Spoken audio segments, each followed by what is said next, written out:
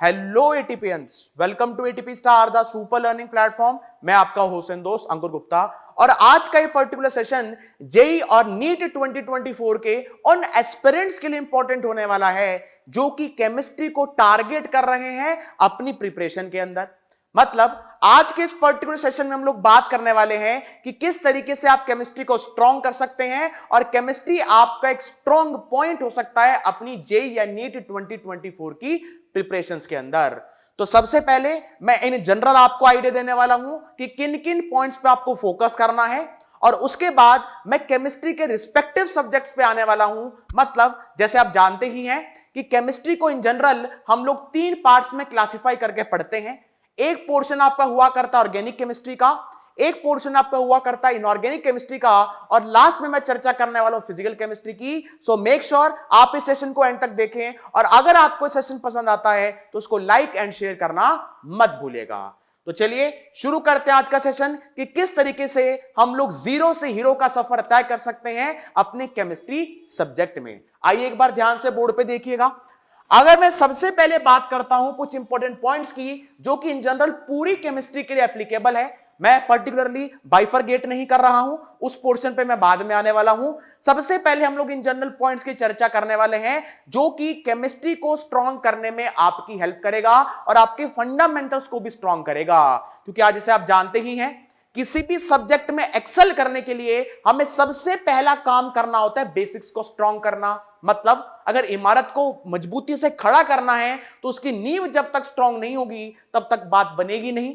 इसका मतलब केमिस्ट्री को स्ट्रॉन्ग करने के लिए या केमिस्ट्री को सीखने के लिए आपको सबसे पहले बेसिक्स पर फोकस करना है। अब चंपू का सवाल आएगा कि सर बेसिक्स में भी कौन से बेसिक्स? तो बेसिक्स का मतलब होता है कि आपको एटलीस्ट एनसीईआरटी की एक ब्रीफ रीडिंग कर डालनी है क्योंकि एनसीईआरटी से डिट्टो सवाल आपके आ जाया करते हैं जेईई या नीट एग्जामिनेशन में। अब अगर मैं बेसिक्स की बात करता हूं जी तो बेसिक्स में मैंने 3 चैप्टर्स को यहां पे मेंशन किया हुआ है जो कि सबसे ज्यादा इंपॉर्टेंट है। इनके बिना केमिस्ट्री की गाड़ी आपके आगे चल ही नहीं सकती। सबसे पहला चैप्टर जो मैंने मेंशन किया है that is constituents of atom and its properties. मतलब अगर आपको केमिस्ट्री पढ़नी है तो आपको एलिमेंट्स पढ़ने पड़ेंगे। अगर आपको एलिमेंट्स पढ़ना है तो सबसे पहले एटम का आइडिया आपको होना चाहिए। मतलब एटम में प्रोटॉन, न्यूट्रॉन, इलेक्ट्रॉन कैसे होते हैं, उनके चार्जेस क्या क्या होते हैं, उन पे नेट चार्ज क्या होता है, उनका मास क्या होता है, उनकी प्रॉपर्टीज क्या होती हैं। तो सबसे पहली बात आपको इस चैप्टर पर फोकस करना है, तभी चल के आप अपने बेसिक्स को स्ट्रॉन्ग कर पाएंगे। सेकंड जो चैप्टर मैंने मेंशन किया that is calculation of mole. मतलब एक बार अगर अपने को पता चल गया कि किस तरीके से एटम वेरी करने वाला है और एटम की क्या क्या प्रॉपर्टीज हैं तो नेक्स्ट पोर्शन जो आया करता है that is calculation of mole. मतलब मोल शब्द का इस्तेमाल आप रिपीटेटिवली सुनने वाले हो पूरे केमिस्ट्री के अंदर, तो इससे रिलेटेड सारी बातों का आइडिया आपको होना चाहिए। इसको बिना छोड़े आपका काम नहीं चलने वाला केमिस्ट्री के अंदर। थर्ड जो चैप्टर मैंने मेंशन किया है दैट इज बेसिक बॉन्डिंग। मतलब आपको एक ब्रीफ आइडिया होना चाहिए कि एक बॉन्ड क्या होता है, वो बॉन्ड बनता ही क्यों है, वो बॉन्ड किस किस तरीके के होते हैं। जैसे आयनिक बॉन्ड क्या है जी, कोवलेंट बॉन्ड क्या है, कोऑर्डिनेट बॉन्ड क्या है, तीनों में प्राइम डिफरेंसेस क्या हैं, what are the primary force of attractions, what are the secondary force of attractions. तो इन सभी बातों की चर्चा आपको करनी होती है इस पर्टिकुलर टॉपिक में। सो मेक श्योर इन 3 चैप्टर्स पर आप अपना होल्ड पहले मजबूत करें, तभी चल के आप केमिस्ट्री में जीरो से हीरो का सफर तय कर पाएंगे। इसके बाद चर्चा करता हूं जी मैं नोट्स की और शॉर्ट नोट्स की। यह बात आपको हर एक टीचर ने बताई होगी कि नोट्स बनाए बगैर काम नहीं चलने वाला। क्योंकि अगर मान लो आपका एग्जामिनेशन पास आ रहा है, अगर आपको किसी पर्टिकुलर चैप्टर को रिवाइज करना है तो क्या मैं लेक्चर देखने बैठूं? इतना टाइम अपने पास नहीं है कि अपने उसका लेक्चर देखने बैठे। तो मतलब नोट्स आपको बहुत अच्छे ढंग से बनाते हुए चलने हैं और नोट्स में भी ऐसे नोट्स जो बाद में चल के खुद को भी समझ आए। ऐसा ना हो कि आप उसमें कीड़े मकोड़े मारते जा रहे हैं और बाद में जाके आपको समझ ही ना आए। तो नोट्स फॉर्मेशन बहुत हेल्प करने वाला है। और ध्यान रहे किसी भी दूसरे चंपू के नोट्स से पढ़ने में आपको दिक्कत आ सकती है, तो अगर खुद से ही नोट्स बनाने की हैबिट आप फॉर्म कर लेंगे अभी से ही तो बहुत बढ़िया रहने वाला है। इसके बाद एक बीच में मैंने साइन लगाया इंप्लाइज का, मतलब नोट्स से बनाने हैं शॉर्ट नोट्स। अब चंपू कहेगा सर जब नोट्स बना ही लिए हैं तो शॉर्ट नोट्स का क्या ही करना है। अब मुझे खुद ही बताओ, मान लो कल ही पेपर है और आज आपको रिवाइज करना है, तो क्या मैं पूरा ग्रंथ पढ़ने बैठूं? इतना टाइम अपने पास नहीं है कि अपना उस पूरे ग्रंथ को पढ़ने बैठे, पन्ने पलटते रहें। तो आपको उस नोट्स को कंसाइज करना है, छोटा करना है, प्रिसाइज करना है और उसको कन्वर्ट करना है किसके अंदर? शॉर्ट नोट्स के अंदर। तो ध्यान रहे, नोट्स और शॉर्ट नोट्स रामबाण होने वाले हैं, ब्रह्मास्त्र होने वाला है केमिस्ट्री को स्ट्रांग करने का, या इन जनरल किसी भी सब्जेक्ट को अगर आपको स्ट्रांग करना है तो नोट्स और शॉर्ट नोट्स पर आपको सबसे ज्यादा स्ट्रेस करना है। इसके बाद प्रैक्टिस, प्रैक्टिस एंड प्रैक्टिस, मतलब बिना प्रैक्टिस के काम नहीं चलने वाला। थ्योरी आपने पढ़ ली, किताबें भी आपने देख ली, टीचर्स ने आपको समझा भी दिया, बट जब तक खुद से पेन नहीं चलाओगे, प्रैक्टिस नहीं करोगे, तब तक सब्जेक्ट स्ट्रांग कैसे होगा? इसीलिए आपको इन 3 शब्दों पर बहुत ध्यान देना है, मतलब बिना प्रैक्टिस के गाड़ी आगे नहीं बढ़ेगी। अब चंपू कहेगा सर प्रैक्टिस कहां से करूं मैं, कहां से प्रैक्टिस कर सकते हैं जी? प्रैक्टिस आप कर सकते हो पीवाईक्यू से। पीवाईक्यूज का मतलब प्रीवियस ईयर के सवाल। मान लो आप कोई पर्टिकुलर चैप्टर पढ़ रहे हो, उसकी थ्योरी आपने निपटा डाली, उसके नोट्स भी आपने पढ़ लिए, बट अगर उसको स्ट्रांग करना है, कंसेप्चुअली स्ट्रांग करना है, तो खाली थ्योरी पढ़ने से काम नहीं चलेगा। उस चैप्टर पे बेस जितने भी सवाल आपके जेईई या नीट में आए हैं, उनको आपको करना है बारी बारी। और सेकंड जो आपका सोर्स हुआ करता है प्रैक्टिस का, that is the study material. आप अगर एटीपी स्टार में हैं या आप किसी और इंस्टीट्यूट में पढ़ रहे हैं, तो वहां का स्टडी मटेरियल होगा, तो उस स्टडी मटेरियल को आपको बहुत अच्छे ढंग से फॉलो करना है, क्योंकि बिना स्टडी मटेरियल सॉल्व करे आप किसी चैप्टर पर अपना होल्ड मजबूत कर ही नहीं सकते। तो प्रैक्टिस, प्रैक्टिस और प्रैक्टिस सबसे ज्यादा मैटर करता है इन जनरल किसी भी सब्जेक्ट को स्ट्रांग करने के लिए। और अगर मैं प्रिसाइसली बात करता हूं केमिस्ट्री की, तो बिना प्रैक्टिस के आपकी गाड़ी आगे नहीं बढ़ने वाली। इसके बाद बात करते हैं जी रिवीजन, रिवीजन एंड रिवीजन।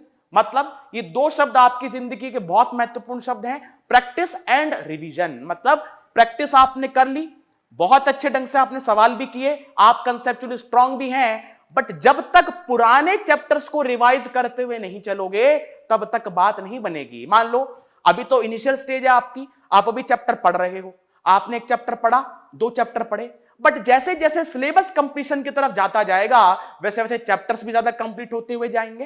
तो मतलब कि पुराने चैप्टर्स का ऐसा नहीं होना चाहिए कि उसका बिल्कुल डब्बा गोल हो चुका हो।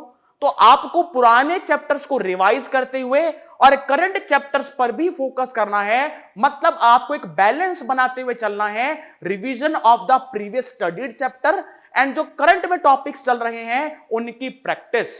तो दोनों सेक्शंस पर आपको होल्ड रखना पड़ेगा, तभी चल के आप केमिस्ट्री को स्ट्रांग कर पाएंगे। तो ये इन जनरल कुछ पॉइंट्स हैं जो कि आपकी हेल्प करेंगे केमिस्ट्री को स्ट्रांग करने में। अब मैं बात करता हूं प्रिसाइसली कि केमिस्ट्री में भी तीनों सेक्शंस में अगर आपको होल्ड मजबूत करना है, चाहे ऑर्गेनिक केमिस्ट्री हो, चाहे इनऑर्गेनिक हो या फिजिकल हो, तो किन पॉइंट्स पे सबसे ज्यादा अपने को स्ट्रेस करना है, एक बार ध्यान से बोर्ड पे देखिएगा। अब अगर मैं बात करता हूं जी केमिस्ट्री की, जैसे मैंने आपको बताया केमिस्ट्री में एक हुआ करता आपका ऑर्गेनिक का सेक्शन, एक आपका इनऑर्गेनिक का सेक्शन होने वाला है और एक आपका फिजिकल केमिस्ट्री का सेक्शन होने वाला है जी। अब ऑर्गेनिक केमिस्ट्री में अगर आपको होल्ड मजबूत करना है तो आपको एक बेसिक चैप्टर पढ़ना पड़ेगा, that is carbon and its compound. हाँ जी, क्लास 10 का चैप्टर आता है कार्बन एंड इट्स कंपाउंड।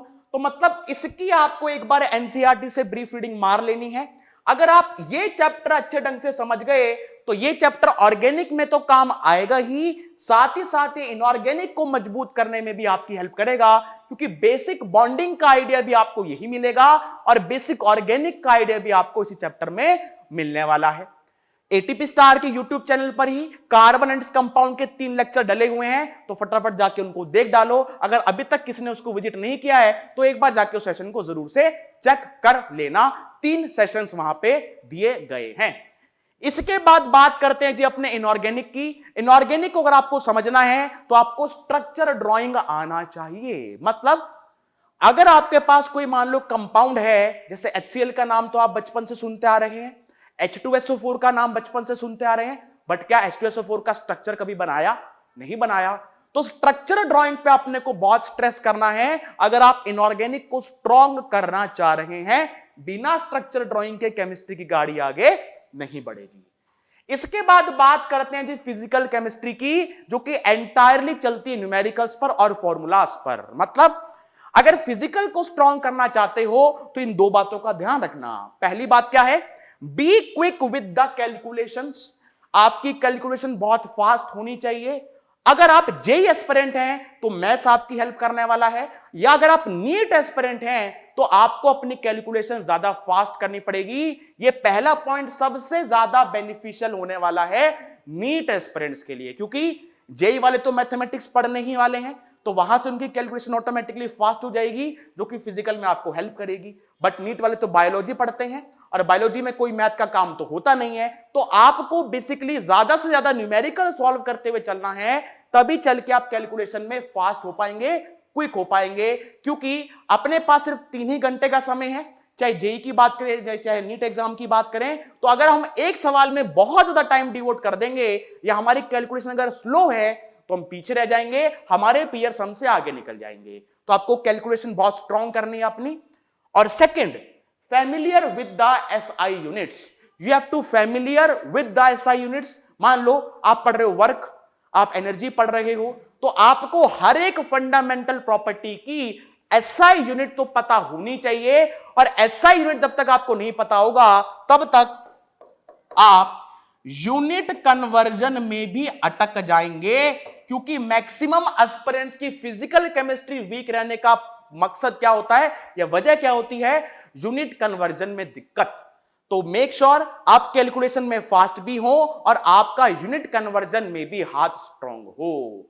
तो ये वो सारे पॉइंट्स हैं जो कि आपकी केमिस्ट्री को बिल्डअप करने में, आपके बेसिक्स को स्ट्रांग करने में और आपको केमिस्ट्री में अच्छा स्कोर दिलाने में बेनिफिशियल हो सकते हैं।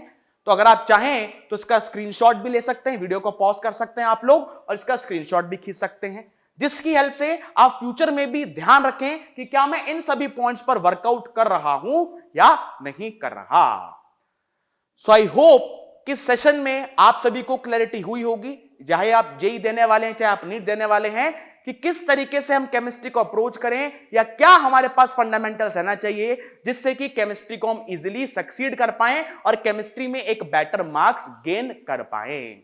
सो आई होप कि आपके लिए सेशन बहुत बेनिफिशियल रहा होगा। So make sure to hit the like button और जल्दी मिलते हैं आपके साथ नेक्स्ट सेशन में। Till then keep preparing and all the very best.